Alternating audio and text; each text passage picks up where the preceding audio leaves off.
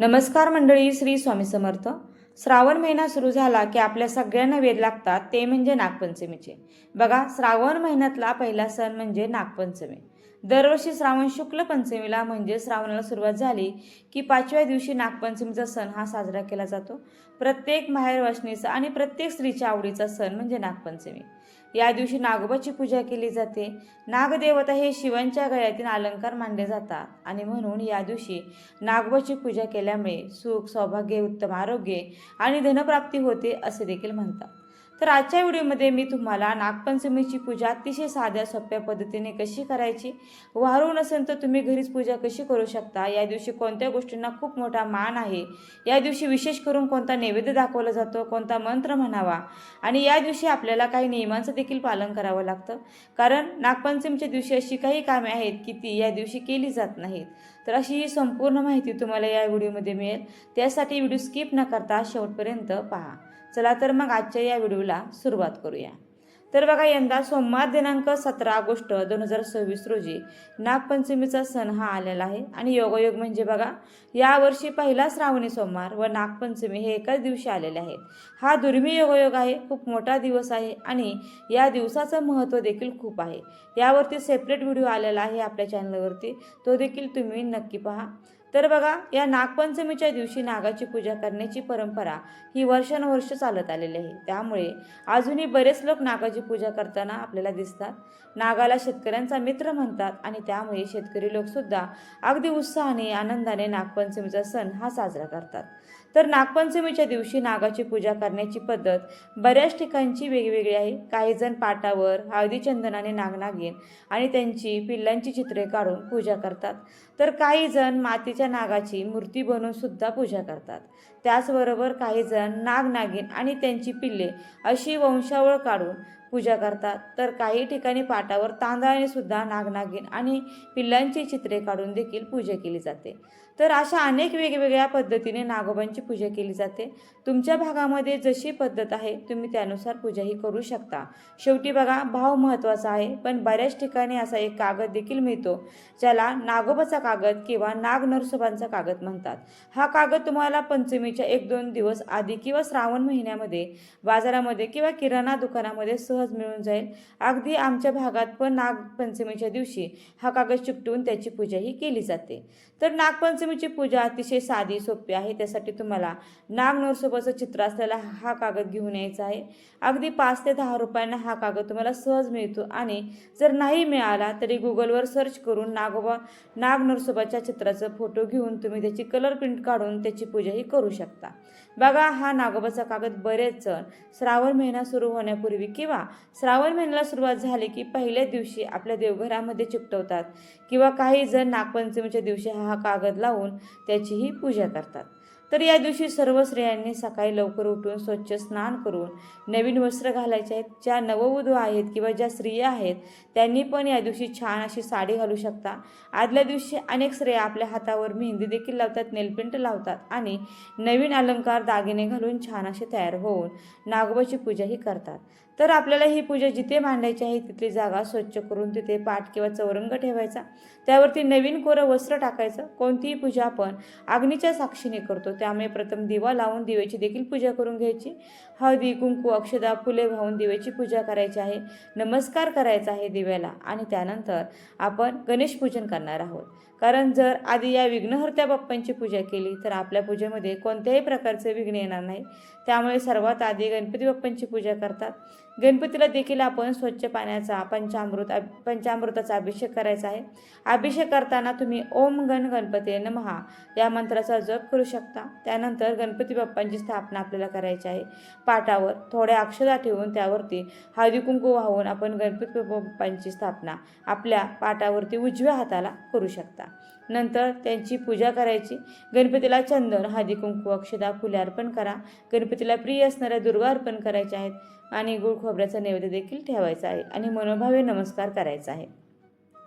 त्यानंतर आपण नागदेवतेची देखील पूजा करणार आहोत. तर त्यासाठी जर तुमच्याकडे धातूची नागोबांची मूर्ती असेल तर त्या मूर्तीवरती स्वच्छ पाण्याने दुधाने अभिषेक करायचा आहे.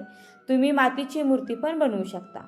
तुमच्याकडे नसेल तर किंवा तुमच्या भागात जशी पद्धत असेल चित्र काढण्याची, रांगोळीने, तांदळाने किंवा हळदी चंदनाने किंवा फक्त तो कागद चिकटवून त्याची जरी पूजा केली ना तरीसुद्धा चालते. मातीची मूर्ती असेल तरीसुद्धा त्यावरती थोडंसं आपण दूध अर्पण करायचं आहे. नागोबाला दूध अत्यंत प्रिय आहे. दूध अर्पण करताना किंवा अभिषेक करताना ओम अष्टकुल नाग नागभुवे नमः किंवा ओम नागदेवता नमो नमः हा मंत्र तुम्ही म्हणू शकता किंवा आपण नागदेवतेची स्थापना केलेला कागद चिकटवून घ्या. तुम्ही तुमच्या देवघरामध्ये सुद्धा हा कागद चिकटवू शकता. यामध्ये पहिले चित्र आहे ते नरसिंहांचं आहे. हा विष्णूंचा अवतार आहे, तर यांची पूजा आपल्याला गुरुवारी करता येईल. आणि त्यांच्याच बाजूला नागाचं चित्र आहे, कालिया मर्दन करणारा श्रीकृष्ण, तर यांची पूजा आपण नागपंचमीच्या दिवशी करायची आहे. आणि त्याच्याच खाली जरा जिवंतिका यांचा अपभ्रंश होऊन जीविते हा शब्द तयार झालेला आहे, तर यांची पूजा आपल्याला श्रावणातील दर शुक्रवारी करता येईल.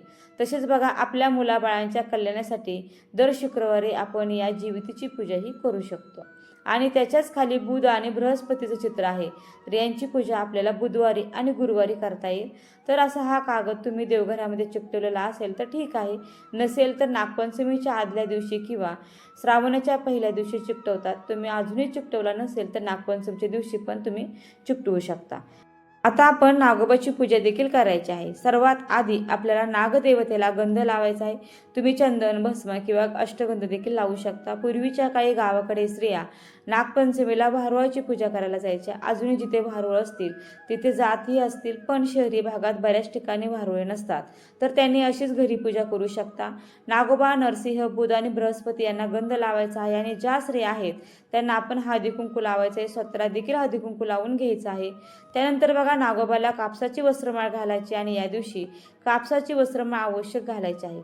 नागपंचमीच्या पूजेसाठी कापसाची वस्त्रमाळ आणि धागा या दोन गोष्टींना खूप जास्त महत्त्व आहे. तर हा धागा बनवण्यासाठी देखील आपल्याला पांढरे सूत किंवा पांढरा दोरा घ्यायचा आहे. तो आपल्याला आपल्या गळ्यामध्ये बसेल इतक्या आकाराचा 5 किंवा 7 पदरी करायचा किंवा काही ठिकाणी 1 पदरी देखील केला जातो. आणि त्याला ओली हळद लावून आपण तो पिवळा करायचा आहे. आणि असा हळदीने पिवळा केलेला दोरा या दिवशी खूप महत्त्वाचा असतो. याला आमच्या भागामध्ये पौत असं म्हणतात. तर तुमच्या भागामध्ये असे काही वेगळे शब्द असेल तर मला नक्की कमेंटमध्ये सांगा. तर अशा प्रकारचे 4 ते 5 दोरे आपल्याला करायचे असतात आणि ते नागोबाला घालायचे असतात. वारुळाची पूजा करणार असाल तर ते वारुळावरती ठेवायचे आहेत. मातीची नागाची मूर्ती असेल तर त्या मूर्तीला सुद्धा तुम्ही घालू शकता. अनेक भागामध्ये नागोबाची मातीची मूर्ती केली जाते आणि तिथे पण जाऊन काही स्त्रिया ह्या पूजा करत असतात. तर त्या ठिकाणी पण आपण हे दोरे द्यायचे आहेत आणि तिथले घेऊन यायचे असतात. आणि नंतर मग घरी आल्यानंतर प्रत्येक व्यक्तीच्या हातावर किंवा गळ्यात बांधले जातात.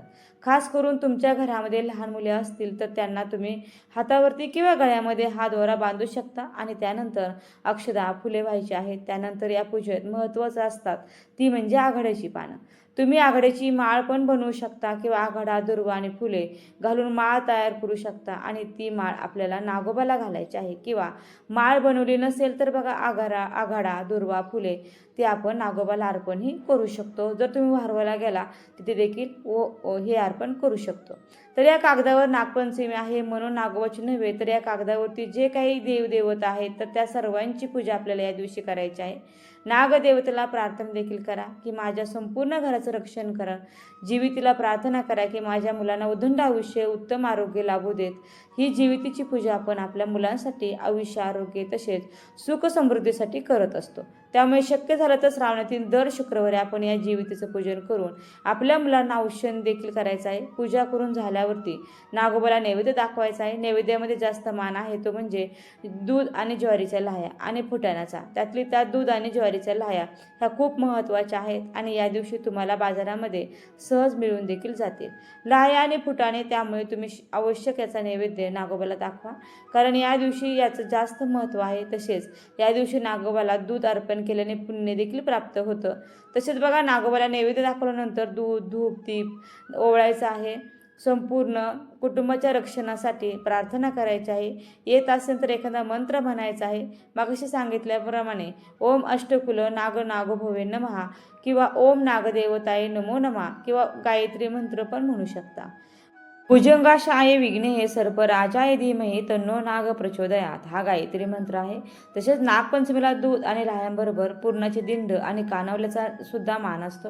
काही जण पातोळ्या पण दाखवतात. कानावले म्हणजे एक प्रकारची करंजीच असते, फक्त त्या न तळता उकडलेल्या असतात किंवा भाजलेल्या असतात. आणि पुरणाचे दिंड म्हणजे गव्हाच्या कणकेची छोटी चपाती लाटून त्यामध्ये पुरण भरले जाते आणि त्याची घडी करून ते सुद्धा वापरले जातात. अशा प्रकारे कानावले, पातोळ्या किंवा पुरणाचा दिंडाचा नैवेद्य हा दाखवला जातो.